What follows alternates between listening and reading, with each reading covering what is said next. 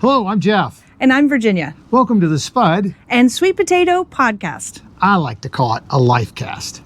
Thanks for joining us as we share family experiences of almost 30 years of marriage.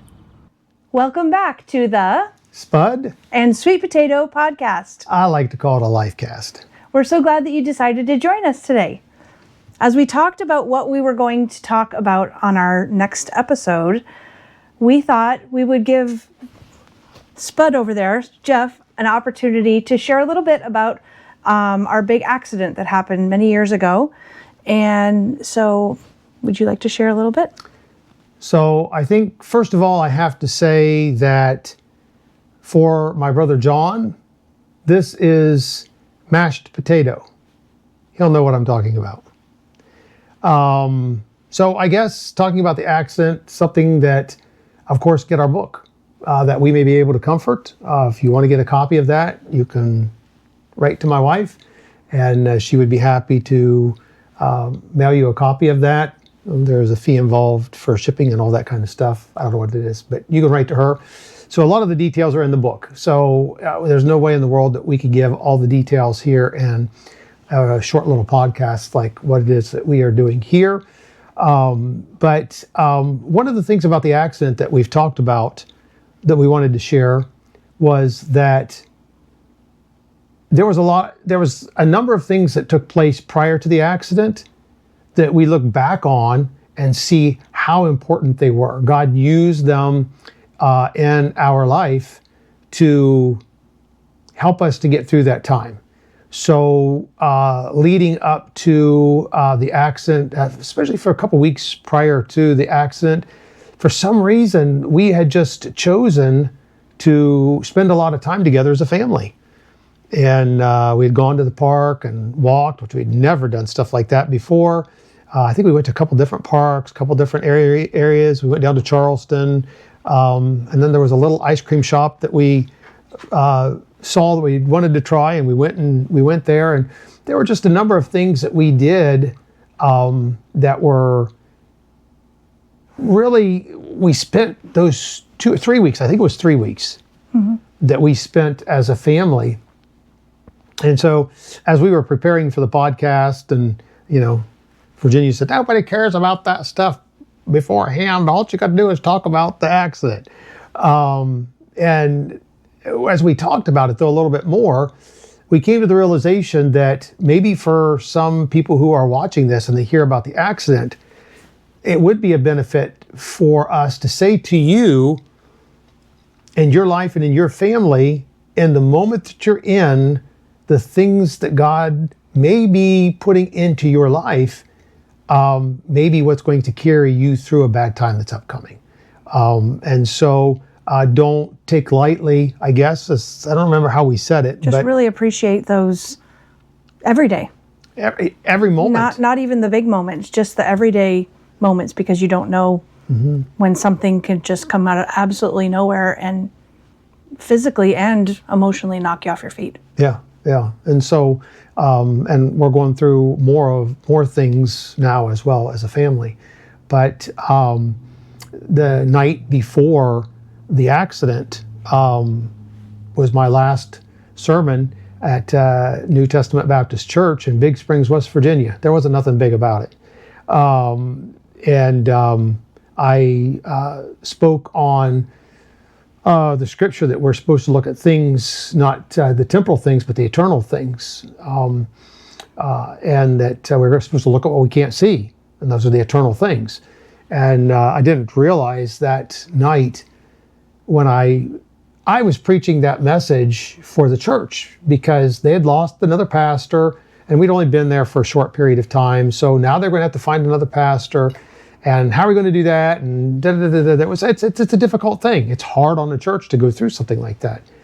And I was trying to help them, just look at the eternal things. Don't look at this is just temporary. It's going to go away. It's going to be fine. You're going to find another pastor. It's all going to be good, and all of these things. And so I preached the message to encourage the church. Little did I know that we were going to need that, especially myself. Was going to need that, because there was a lot that took place over the next few months that was pretty difficult, was pretty hard. And so the day of the accident, we spent some time with some friends of ours who came down to help us to load the U-Haul truck. Went out to a little local restaurant. Coffee Cup, right? Coffee Cup. The Coffee Cup? The Coffee Cup. In Grantsville, West Virginia. And so we had gone there, and then we picked up the U-Haul truck and a U-Haul trailer, took them out to the house, and couple men from the church came, some friends of ours from Ohio came, and we spent the morning. I think somebody even got pizza because it got late. I did like frozen pizzas in the oven. Yeah, it was something. It took us a long time. It was the biggest U-Haul truck that you could get, and the biggest U-Haul trailer that you could get attached to the U-Haul truck. Well, when we got there, we realized that we couldn't, on the hills, and there was no way we could back that trailer into the driveway there, and we couldn't leave it sit on the road because it was on a big curve. And so we had to take the truck back down into Grantsville for them to take the trailer off. They hooked it up to one of the men in the church's truck. He brought it, parked it down on the lower side of the house. We parked the big truck up on the big side of the house anyhow. So we spent the morning loading that, and it wasn't a bad morning. It was overcast, but it wasn't raining. It never rained the entire time we were loading. Everybody was happy. Everybody was loading up the truck. So then we had to drive, because we couldn't attach the trailer to the U-Haul truck. We had to take them separately again down into Grantsville, and now completely, totally loaded. And the shop that we rented them from came out, and they brought a wheelie device or something out, and they reloaded the trailer onto the U-Haul. They made sure everything was connected properly, that we were ready to go. And so we left Grantsville. We had this great idea that we were going to have these walkie-talkies, and so we were talking back and forth, and it was starting to rain. There was a little bit of a mist. The roads were starting to get just a little bit wet. And we were talking just back and forth, excited. We're on this new journey in our life. We got to one spot where, I don't know did you say? You said, you know what, it's starting to rain. The roads are really curvy. It was way back in the hills. And you said, you know what, why don't we put the walkie-talkies away for a little while and wait till we're out on 5, I think it was, or maybe the interstate, I can't remember. Yeah. You said, we'll talk again later, and then we both said, I love you to each other, and...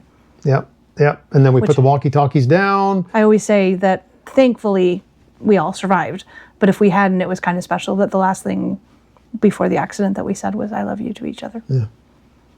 So we got to one spot, we were only a few minutes, outside of town, and there was that big hill, so we started to go up this hill, and I always say there was a cliff down one side, but there really was a cliff basically down one side of it. You wouldn't have walked up and down it, that's for sure. And we were so with the trailer and the truck was going slow. I mean, it's going up a hill. It's having to pull this load up a hill. And so we were going slow. I was not going fast at all whatsoever. Maybe 25, 35 miles per hour going up this hill. And then, so I could see, there was a turn in the hill, and I could see up the hill that I couldn't see beyond the curve, but I could see that there was a little red car coming, and it came around, and I saw that it was coming around so fast that it came around and it slid and went over and it hit the guardrail, and then it came back across and went, like there was a mountain type thing on the side there and a bunch of rocks, and it kind of bounced off of that, and then it bounced off the other guardrail. And I mean, he was moving fast because he hit all of those things probably 3 or 4 times. And then I saw him coming. So I had enough time. That was all happening. I had enough time that I pulled the truck as far to the guardrail as I could, which is unusual because there wasn't a lot of guardrails there because they couldn't afford them at that time. Poorest county in the poorest state at the time. And it was a state road. I think that's probably why. And so I pulled over as close to the guardrail as I could get without hitting it and stopped. I was at a dead stop. And he hit me. Bam. You know, I don't even remember much about the impact, to be quite honest with you. But he hit me hard enough that it pushed the truck into the guardrail. This is like a big truck. It pushed the truck into the guardrail, and it actually pushed the guardrail over. That's how hard he hit me. And basically just destroyed the whole front end of that U-Haul truck.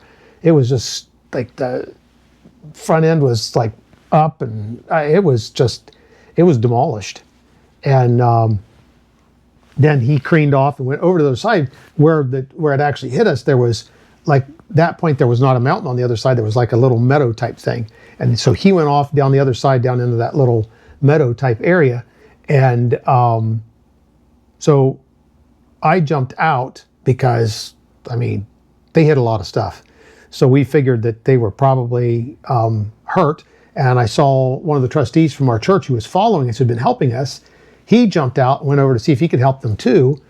And I don't know who, but somebody I heard say the truck is on fire.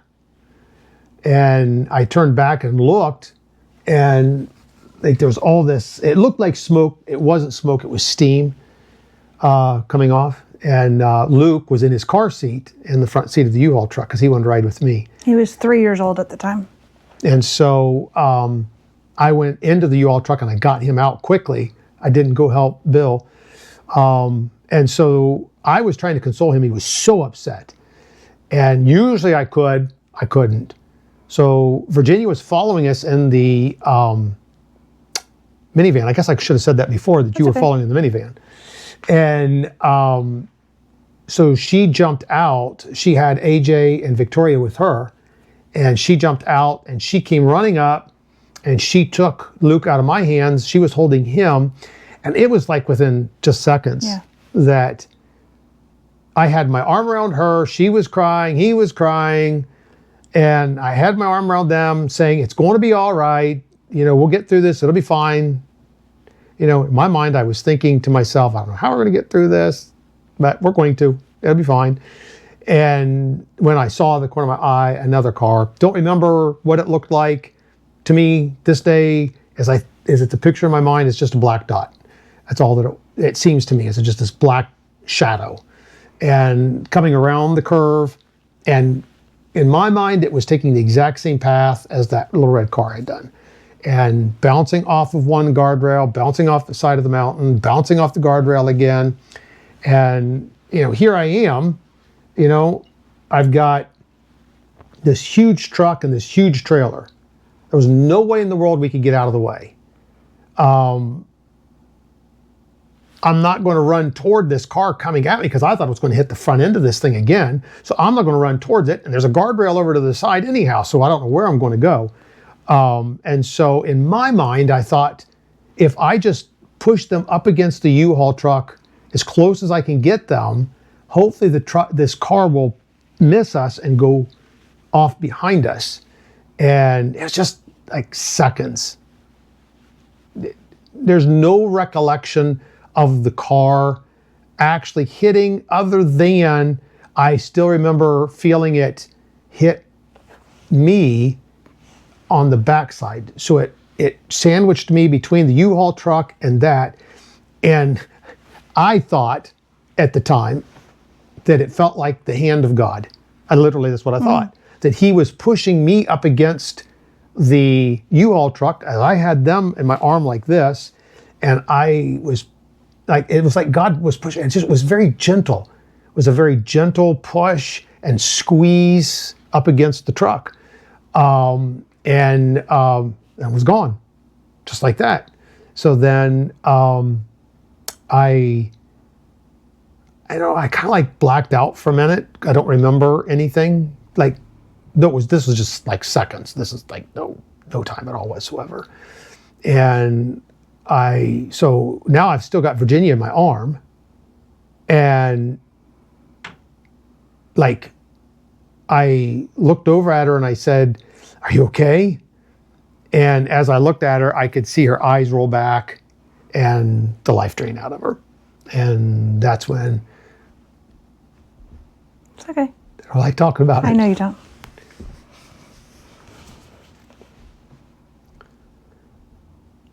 So that's when I laid you down on the road, and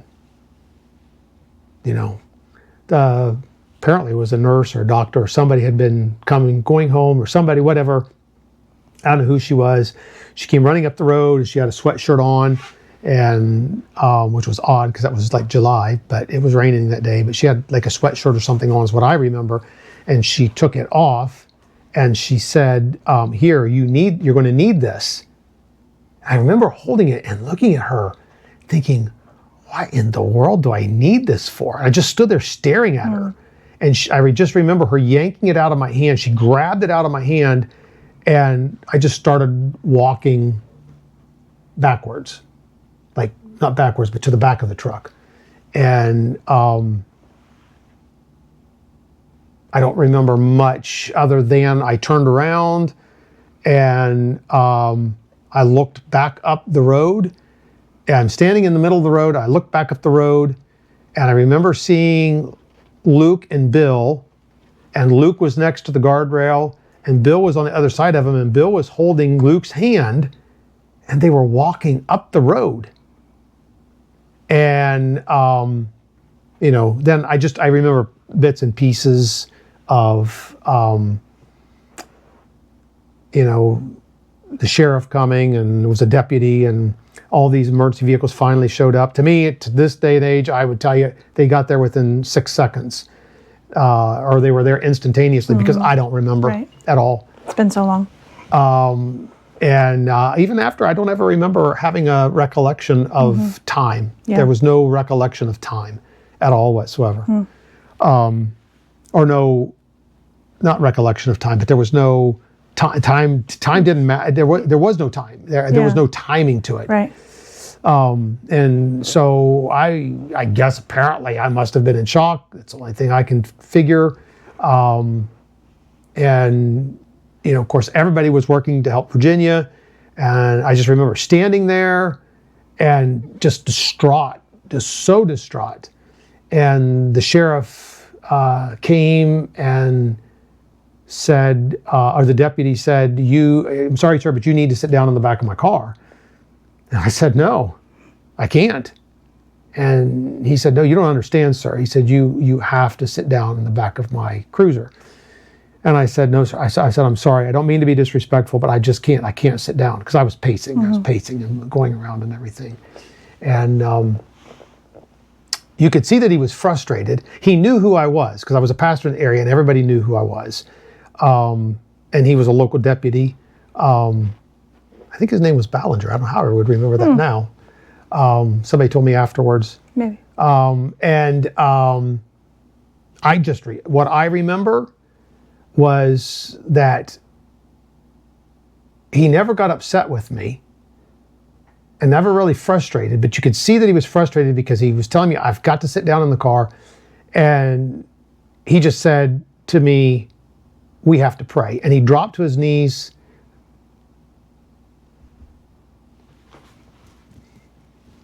They started praying. Yep. And that clicked. I never sat. That clicked. I never sat in the back of that cruiser. I rode in the ambulance over to the hospital. And then they were working on Luke, because she'd been holding Luke, but I didn't know any of that. She'd been holding Luke on that side, that she was hit, where all the damage was done. I didn't know what was wrong with him. So I was going from room to room. And I knew that where we were, that there was nothing that they could do for her there. Where were AJ and Tori during that time? You have no recollection of that? I have no. Bill. Alice must have had them, yeah. People were coming from everywhere. I have no idea. Wow. I have no recollection. I've never really thought about that before. Of the kids. Yeah. Not Luke. Luke was transported apparently by ambulance. I had no recollection of that. None. A lot of that's still just like black in my mind. I never saw AJ, never saw Tori, never saw the van. I have no pictures in my brain of that at all whatsoever. No. And a lot of the stuff at the hospital is becoming kind of foggy, distant now as well. But you know, they came and got me. I did at one point. I did see Luke in the hospital because they came and got me and they said, "Listen, your son is okay. He's going to be fine." That's hard to think about. Like for me, that's emotional to think of. He was laying in his bed. What they were going through at that time. You know, and little 1, 2, and 3-year-olds. Yeah. And all of a sudden, oh my goodness. I didn't see. Like I picture our grandchildren. Like think of them going through that. Whew. Yeah. I didn't see Tori and AJ at all again. Yeah. For days. Wow. And Luke, I did see that. I remember they did say you could go in with Luke. So I basically stayed with Luke the whole time. Yeah. Other than going out, checking on her, what's going on. And they just kept saying, we don't know. And I said, well, call Life Flight. Get Life Flight here. I mean, I was like, talk about an advocate. Adamant. The poor nurse broke down in tears. She was bawling. Oh, and I said to her, I am so sorry. I'm so sorry, because they couldn't fly. Yeah. By that time, the weather was so bad, they could not fly back into the mountain area where we were. And the only thing that they could do was send a trauma unit from Charleston 2.5 to 3 hours. Right. They had to drive one way. Yeah. One way. Wow. And so then I just stayed with Luke. I don't remember a whole lot. I just stayed with Luke in his hospital. He was in the bed. And then they got you, they finally got you packaged up. You were in there. They said, okay, she's gone. She's on her way to Charleston. You know, how do you want to get there?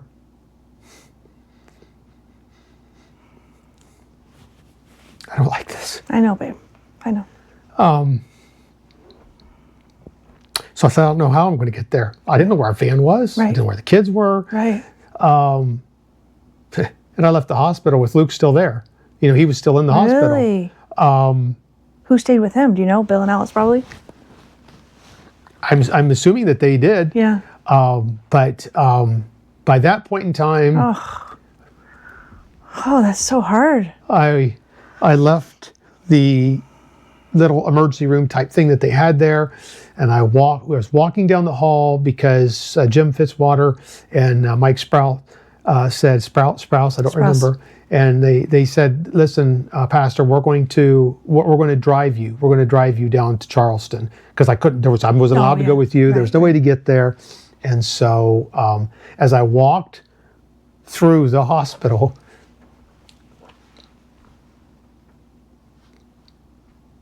I don't know if I can do it. We can take a break if you want.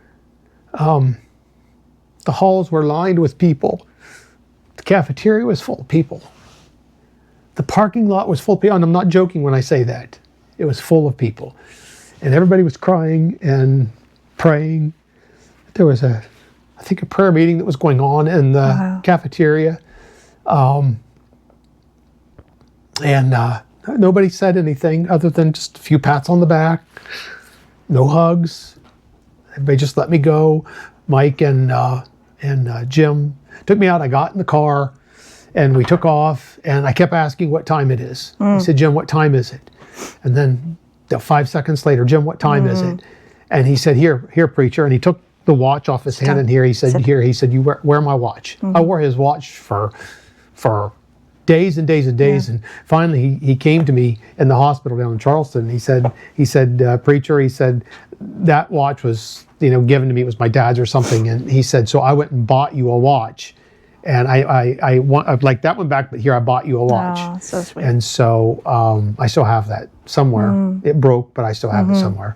So anyhow, so then we went down to the hospital, and our friends who had gone back up to Ohio had heard, and they drove all the way back down to the hospital to Charleston.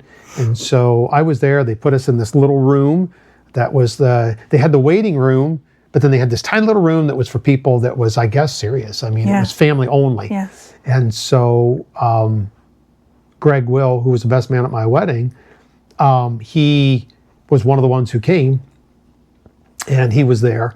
And I don't know where I was up to that point, but he came and got me, or was with me, and they said, well, we're going to put you over here in this other room so that you're not here with all these people. And they said it's family only. he can't go with you. And I said, he's my brother. And brother in Christ. Yeah. And so he was able to go into the room with me. And then the doctor came in finally. He came in, one of the surgeons came in, and he said, your wife is alive right now. And I don't think we can save her life. He said, but at this point in time, the one thing that we feel that we need to do to have any hopes at all of saving her life is to amputate her leg. What do you want for us to do? Wow. And that's when I said to him, I said, I don't care if I have to carry her on my back for the rest of my life. Do what's necessary to save her life. You have my permission. I said, but I want to see her. They said, no, you cannot see her. And I said, I want to see her. I mean, I don't know. I must have been Very adamant. very adamant. You can be pretty Because persuasive, babe. Finally, they said, give us a minute. And so they put blankets all over top of her. And I remember walking into this. Yes, I walked into an operating room. Wow. With you, and you were on this big table and all this stuff. Was I awake? There was people all the way around you. And, you know, I don't think I could take your hand. And so I was just standing next to your bed. I could see your face, but it didn't look like you. Because, of course, by that point in time, they'd put so many fluids in that you're just like, you know how that is? All puffy. Yeah, you go to see somebody Yeah. that's gone Right. through something traumatic like that, because we've done that a lot in the hospitals. Right. And your hand must have been out, because this hand, I think it was this hand was out. I can't remember, but one of your arms was out from underneath the blankets that they had you covered with. And because your hand was going like this. And I said, you know, I love you. I'm so sorry. I didn't know all that this was in kind of stuff. Charleston. Yeah, that was in Charleston. I thought that was in Grantsville at Minnie Hamilton. That was in the operating room. It was in the operating room. See, I didn't know that part of it. Yeah. Wow. Yeah. And Okay, good. one of the nurses, doctors, whatever, because they were like, it was all of a sudden action. Right. That I her knew you hand were was- there. Her I hand knew was you were going there. like Yeah, this. yeah. And they were like, she's not been doing that. What's wrong? What's wrong?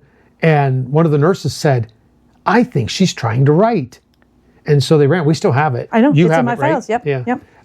It looks like it was like a stint it's- instructions or something from this some medical kind of procedure. device Yeah. that they had. And shaky writing. and like, oh. so they put a pencil under her hand, or a pen, something, I don't know what it was, and they slipped this piece of paper underneath of her, and she wrote out, I don't know, I don't even remember now. I know I love you. and Several times I put kids with the question mark. Kids question mark. I put I'm sorry. Yeah, I put I love you. I love you. Yeah. Yeah. So, and then from that point on, it's just a whole bunch of stuff at the Surgeries hospital and procedures and everything, but yeah. Anyhow, yeah. I haven't heard your perspective of the story in a long time. I don't. You usually just purposely just don't little, talk about it a lot. Yeah, I it's give hard. more of an overview. Right. Some of the details I gave here today are some things that I don't generally ever talk about. I try my best not to think about it. Right. As you know, we talked about it the other day. Right. Like, I don't give you an inch. I remember this was years ago, and I was we're almost out of time. It's been 30 minutes now. But I was just one of those days. We were busy, you know, house stuff, kids stuff, family stuff, church stuff, school stuff. It was just a busy day. And I remember, I don't know if it was one more thing that I needed to do. And I said to him, I said, don't you ever think about the fact that I only have one leg? Like, things are harder for me. I mean, it is documented. It is physically harder for me to do things than someone with two legs. And he said, what you said to me was, I can't think about you that way. Because if I did, I would never let you do anything. It is not good for you for me to always think about you like that. And so I thought that was, you know, probably not A lame excuse. probably not what I wanted to hear at the time. A lame excuse. But honestly, though, you look at our lives, and we talked about this the other day. Like, we don't, I mean, sure, we don't go on 3-mile hikes. You know, we don't go rock climbing, but pretty much we do. And we do what we want to do. Also, don't let everybody think that I never did anything. Oh, no. I did a lot. Yes, you did. For a lot of years, I cleaned the house. I did the laundry. Right. When the kids were little. I made food. Little. You did a lot. Yeah, I did a lot until I had to start going out to work again. Right. And then once I you did. had to start go out to work again, then I didn't have as much time. Yeah, but this then was by that past time, that point. you were doing way more at that point in time than before. And we talk about that often, how interesting that it is that now with my health, you do so much for me. There's so much I can't do. Right. And you do so much for me. Yeah. And it's just how the table has flipped. Right. But hey, for better, for worse. I mean, and you are an absolutely strong person. The stuff that you do absolutely amazes me every single day. Thanks, that you get around. I mean, I can't do what you do. So I mean, to me, that's amazing what you do. Yeah. So we just thought we would share this part of our story because it's such, we couldn't think of the right word. I know the technical word is a watershed event in our lives, like everything leading up to the accident, everything, it's such a big reference point in our lives. But even though we don't talk about it all the time, it's a central event. It's just a factor. I mean, it's a big... Not bad, not good. Right, it just is. It just is. It just is, yeah. So when we clock time from the accident. Yeah, before and after. Some people will clock time from when they got married. Right. Like our wedding, we don't ever talk about that date necessarily as much, really. as a pivotal spot in our life. Right. But the accident is. So huge. a lot of times we'll talk about stuff and say, well, was that pre-accident or after the accident? Yeah. Was that before the accident or after the accident? How many years has it been? This was so many years past the accident. Right. This, so everything, and everything has been kind of overshadowed by the accident as well. It's always there. Of course, it's going to be there. But most days, it's just kind of just a little tiny whisper. It's not like this glaring, screaming. No, it never is. Yeah. I don't know that we ever have, even on the anniversary dates, have we ever had this glaring. It was always, I hope I didn't mess up the microphone. It was always a hard day for me for a long time. I would always remember, I never forgot. There was never a year that the day went and the next day I was like, oh, I forgot yesterday was the anniversary. Always remembered, always thought about it, always a little bit sad until Hayden was born. Hayden was born in 2002, I think. I hope I didn't get that wrong. Anyway, on the anniversary of the accident. And so now when I wake up on that date, my first thought is not how many years it's been since the accident. It's like, oh, how old is Hayden going to be today? So he'll be 4 this year. So and that was a huge blessing. I mean. And some of those people that helped us during that time are gone. Oh, I know. Bill and Alice both. Both gone. I mean, I was thinking, I should call Alice to find out close where the kids were, but they're in heaven. I mean, such amazing people. A lot of those people are not here. We don't have contact with Barb Boggs, remember? Others. Yeah, we don't have contact with a lot of those people anymore. But they were such a blessing. They really were. They really were. But we do have a book if you're interested. If you go to Evansville Baptist Church of Niles, Ohio, that's the easiest way. Or you could just message us on here and we could figure it out. But we have it all set up on a little bookstore on the church website. Yeah, and the book was written years ago. Yeah. So just to let you know that it was written. But it's neat because it post-accident. Post-accident. When, obviously, of course. But I mean, years. How I don't know. Years? I don't remember how many years. A few. It wasn't very many. Maybe 5.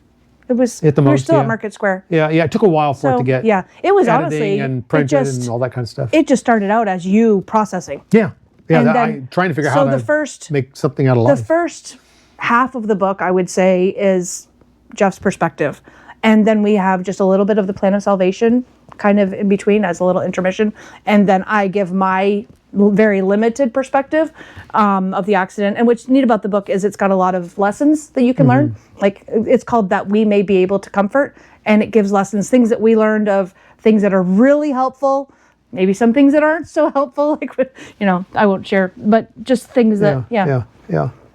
But there's a lot that can be learned. And like one thing that we have come to say as a result of the accident, for as bad as the accident was for us, somebody who, let's say, had surgery on their thumb And they will say to Virginia all the time, oh, we know that it's not as bad as What you went losing your through, leg. Yeah, But we came to say to people all the time, what you're going through for you right, is just as bad to you Right. as what ours was for right, us. exactly. And so we don't want to ever diminish Right, or compare, okay, well, Right. this person had it worse than you had it. right. No. Because it's bad. It doesn't Pain matter. is pain. And pain is pain. Physical pain is pain. Emotional Sorrow, pain emotion. is pain. Yeah. Like For Yeah.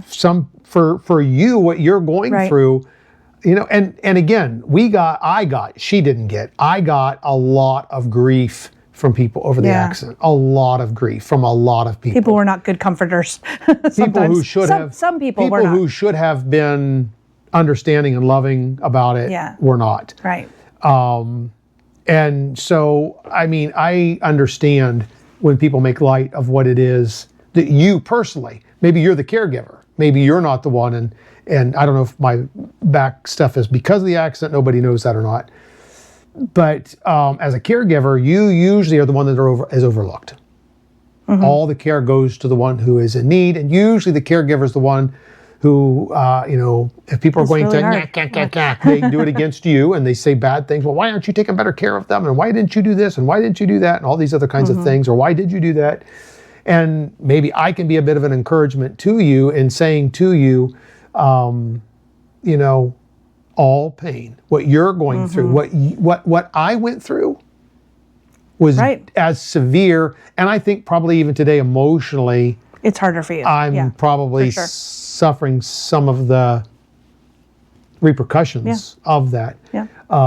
in my mind. The trauma. Still. It was equally traumatic. Physically, it was more traumatic for me. And even for the kids. But emotionally, I and mean, we tend our to kids. overlook it for the kids. Well, what would they? Luke, They were AJ, and sitting in the Tori, car. I know. They right? have. But lingering as trauma. you talk through it, you think Yeah. about it, and you think, to this day, I think you said our AJ can't our read son, it. He said He can't read the book. Nope. So I mean, and for years with AJ, Oh, yeah. I mean, she and I would go had away such a hard somewhere, time. and he would be like a little terror. I mean, he was usually pretty good, and then all of a sudden, we would go away for the If night we were somewhere. local, if they went to my parents' house and we were at our house, He was fine. He was fine. If he knew we were going out of town, he Oh, he was a holy terror. just fall apart. Oh, he would. And he was two. Like, how did he even see anything? Yeah. It's just Yeah. you don't understand sometimes how much things can affect you long term. So, whatever pain you are going through or are sustaining, don't let anybody tell you that it's insignificant or, the old God saying, is the suck God it up, of all buttercup. comfort. Yeah, all comfort. all. For me, for you, emotionally, physically. Just talked about that Sunday. Did you? So, yeah. I didn't hear. So I'm now almost finished at the church that I've been pastoring now for a year and a half. Because of my health, I can't do it anymore. Yep. But anyhow, God is good. He is. Every day. He is. Every He day. is. He On the is. good days, on the bad days. He is. And is so good. people say, why do bad things happen to good people? Virginia never done anything wrong in her life, at least that I know Well, of. big stuff. We've done lots of stuff wrong, but nothing glaring. And why does it happen? And we may have some podcasts on that as time goes on. We'll see how it fits in. But the Lord lately especially has really given me a lot of scriptures, and if I can remember them, and I've studied a lot on it, and a lot of it makes sense to me now. Why there are good people that suffer, and they don't ever receive a healing. Right. Till they from get to God. heaven. But we will when we get to heaven. I know. New What a body. wonderful hope. Can't wait. What a wonderful, wonderful hope Yep.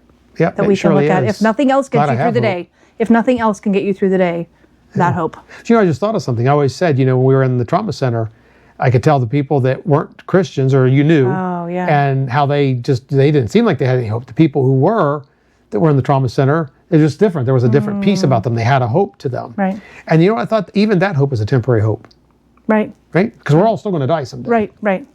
We're all going to leave this earth. But the true hope that we have in Jesus Christ is an eternal hope. Right. That hope Right. that we have of eternal life. Not what's here, not healing now, not financial gain now, Right. not whatever now. This is Yeah. just the temporary stuff. And that goes right back to what you were preaching on about look at looking the at what you temporary. can't see. I mean, look at what you can't see. Don't look at that temporal. Look at your Look at the your eternal. hope, your Right. true hope. And that's what we need to That's focus eternal. on. And that's the battleground is in our mind. That's where the enemy loves to get us, is in our minds. Yep. That's if you know the Lord Jesus Christ as your Savior. And That's if right. you don't, then We will please have an episode let us just know. on. If you want somebody to talk to, Yeah. you're more than welcome to try and make contact with us, and We would love to talk to we you. would love to talk to you, or even contact our son's church, Evansville Baptist Church, right. and he would be happy to as well. Very happy to right. talk to you about that as well. Well, All right. looks like we're out of time. Well, I told you. I know. told you It about went this. so fast. Talking about the accident I know. is something. It's going to be way too long of a I know, we're video. trying to keep it Nobody's around gonna 30 wanna watch minutes. it all the way through. But this was 40 minutes, so a little more than 40 minutes. Anyhow, But so sorry for the length of it, but I told you this was going to happen. I know. So Thank you for doing that. I know that wasn't easy for you, but I appreciate it. not. I think it'll be very helpful I don't want to do it to a again. lot of people. We won't.